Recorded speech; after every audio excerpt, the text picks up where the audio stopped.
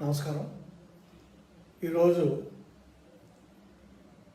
మొన్న పార్లమెంటు సభ్యుడు శ్రీ రఘురామకృష్ణరాజు గారి మీద జరిగిన కేసులు కానీ తర్వాత జరిగిన పరిణామాలు కానీ ఆయన కేసుకి వెళ్ళటం, బెయిల్ తెచ్చుకోవటం, వీటిలన్నిటి మీద, దాంతోపాటు ఆ రోజు జరిగిన ఆ తర్వాత జరిగిన పరిణామాల్లో బాధ్యత వహించిన కొంతమంది అధికారులు వాళ్ళ మీద ఏ విధంగా చర్యలు తీసుకోబోతున్నారు, వాళ్ళది తప్పు ఉందా లేదా, ఈ విషయం మీద ఒకసారి మనం ఈరోజు చర్చిద్దాం.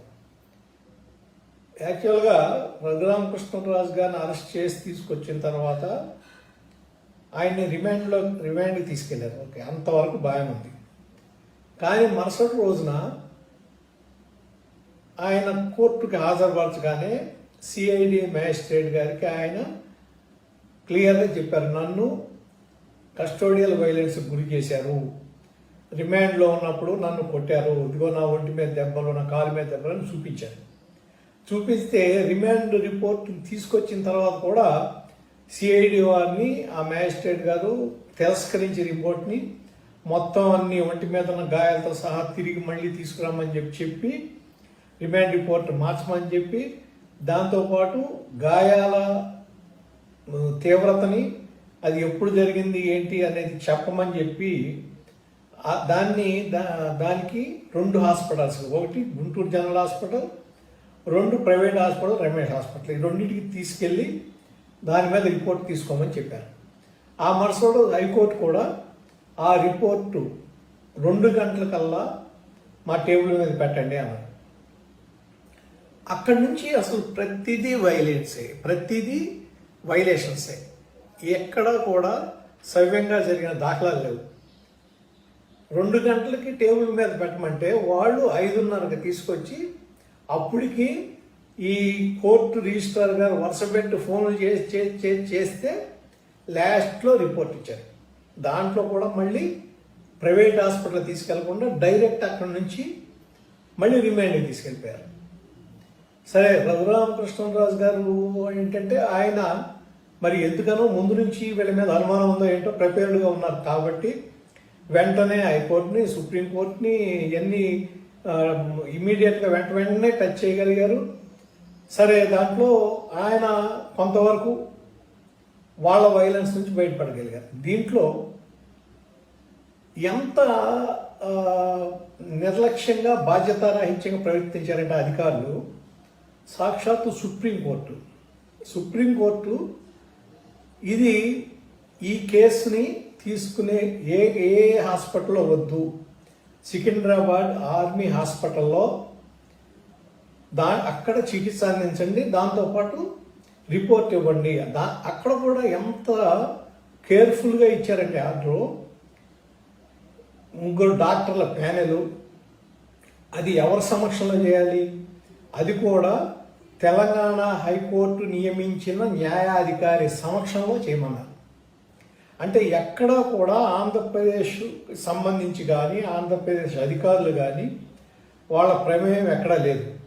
కానీ ఏమాత్రం బుద్ధి జ్ఞానం ఉన్నవాళ్ళైతే, అసలు చదువుకుని రికమెండేషన్ లేకుండా సొంత ప్రతిభతో ఉద్యోగాలు సాధించుకున్న వాళ్ళైతే అప్పటికైనా బుద్ధి తెచ్చుకుంటారు. ఏమనంటే ఇదేదో చాలా డేంజరస్గా ఉంది అని. కానీ అక్కడ కూడా ఆర్మీ హాస్పిటల్ నుంచి కూడా త్వరగా ఆయన్ని డిశ్చార్జ్ చేయమని, డిశ్చార్జ్ చేసిన తర్వాత మళ్ళీ అరెస్ట్ చేయడానికి సిద్ధంగా ఉండమని, అరెస్ట్ చేయడానికి రెడీగా ఉన్నారని చెప్పి రఘురామకృష్ణరాజు గారు మళ్ళా పిటిషన్ వేశారు. ఏమని, ఎట్లాగా, దాంతోపాటు ఎవరైతే సిఐడి వాళ్ళు పోలీసులు ఉన్నారో వాళ్ళ మెస్ బిల్లులతో సహా, వాళ్ళ మెస్ బిల్లులు కూడా అటాచ్ చేసి, అంటే ప్రూఫ్లతో సహా సబ్మిట్ చేశారు. అంటే అసలు ఆర్మీ కంటోన్మెంట్లో కానీ ఆర్మీ హాస్పిటల్ దగ్గర కానీ సిఐడి వాళ్ళు రావడానికి వీల్లేదు. ఫస్ట్ ఆఫ్ ఆల్ మనం చూసాం ఆ రోజున ఎప్పుడైతే అంబులెన్స్ దిగి ఆయన కార్ నుంచి దిగి ఆర్మీ అంబులెన్స్లోకి ఎక్కించుకుంటున్నారో ఆయనతో పాటు వెళ్ళబోయిన సిఐడి వారిని అక్కడికక్కడే వెంటనే ఈ ఆర్మీకి సంబంధించిన వాళ్ళు, ఆర్మీ అధికారులు వాళ్ళని పక్క లాగేశారు, మీరు రావడానికి వీల్లేదని. అటువంటప్పుడు ఎట్లా ఉన్నారు అక్కడ?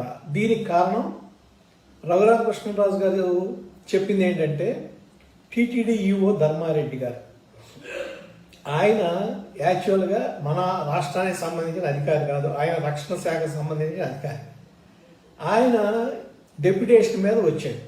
అంటే రక్షణ శాఖలో అధికారులతో కొంత సంబంధం ఉంటుంది, ఒకటి. రెండు, అక్కడ ఆర్మీ హాస్పిటల్లో రిజిస్ట్రార్ గారు ఆయన కేపీ రెడ్డి గారు, ఆయన ఒకడు. వీళ్ళిద్దరూ కుమ్మక్కై తనని అరెస్ట్ చేయడానికి వీళ్ళతో పాటు గుంటూరు ఎస్పీ అమ్మిరెడ్డి గారిని కలుపుకొని చేశారు. దీంట్లో ఈ మొత్తం ఎపిసోడ్లో వీళ్ళతో పాటు డీజీపీ గారిది, జగన్మోహన్ రెడ్డి గారిది, అలాగే సిఐడి డీజీ సునీల్ కుమార్ గారిది పాత్ర ఉందని ఈయన కోర్టుకు తెలిపారు. తర్వాత ఎన్హెచ్ఆర్సి నేషనల్ హ్యూమన్ రైట్స్ కమిషన్కి చెప్పారు. అలాగే ఇవాళ లోక్సభ స్పీకర్ ఓం బిర్లా గారికి ఫిర్యాదు చేశారు. ఇప్పుడు దీంట్లో ఈ అధికారులు ఎన్ని కేసులు ఎదుర్కొంటున్నారంటే, వాళ్ళ తెలివి తక్కువ మూలనో లేకపోతే వాళ్ళు ఏముందలే ప్రభుత్వం ఏం చెప్తే అది చేయాలి, రూల్స్ రెగ్యులేషన్స్ ఫాలో అవ్వక్కర్లేదు అనే దానికి అన్న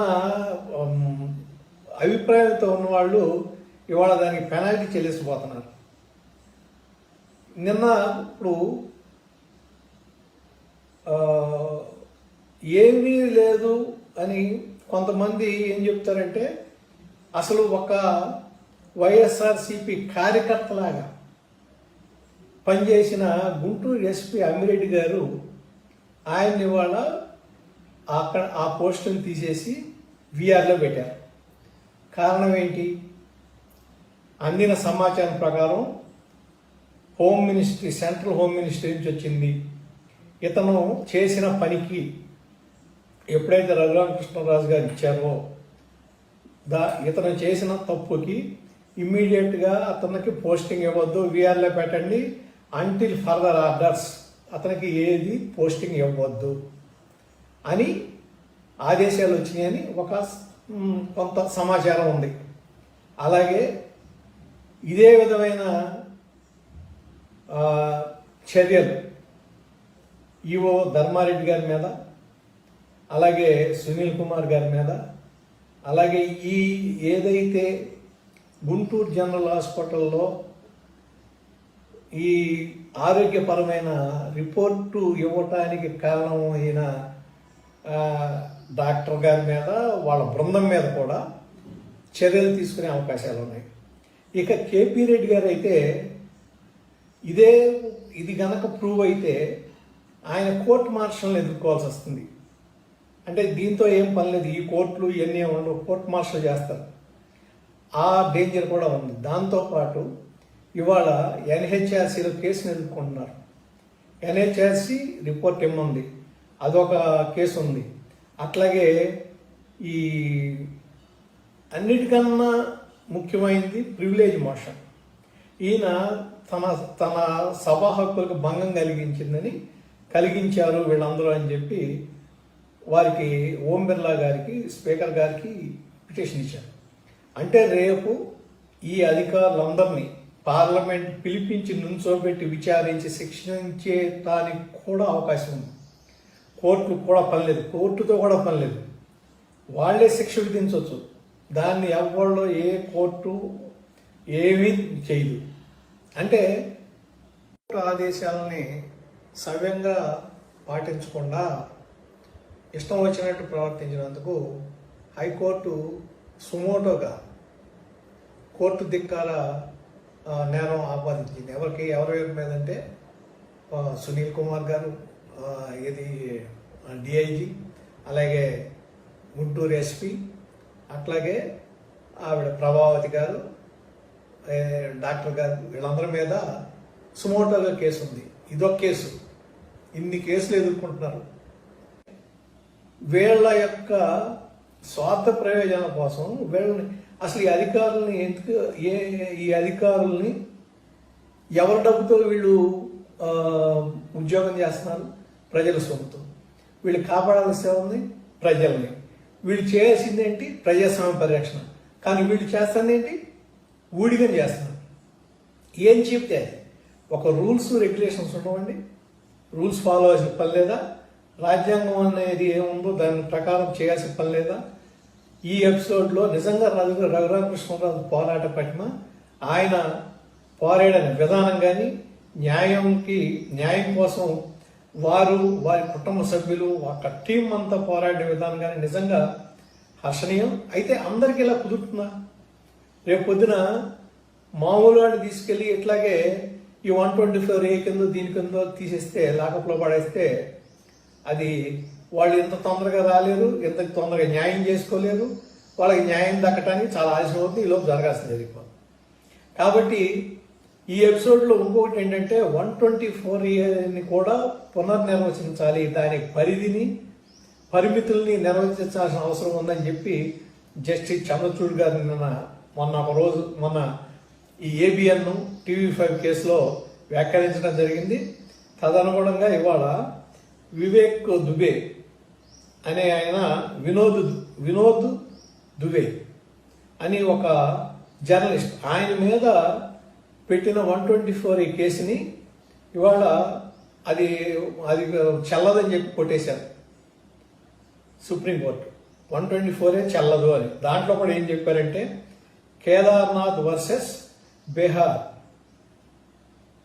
స్టేట్, దాంట్లో ఆ కేసులో ఏదైతే తీర్పు వచ్చిందో ఆ తీర్పు దీనికి కూడా అప్లై అవుతుంది అనేది. అదే తీర్పు రఘురామకృష్ణరాజు గారు కూడా అప్లై అవుతుంది.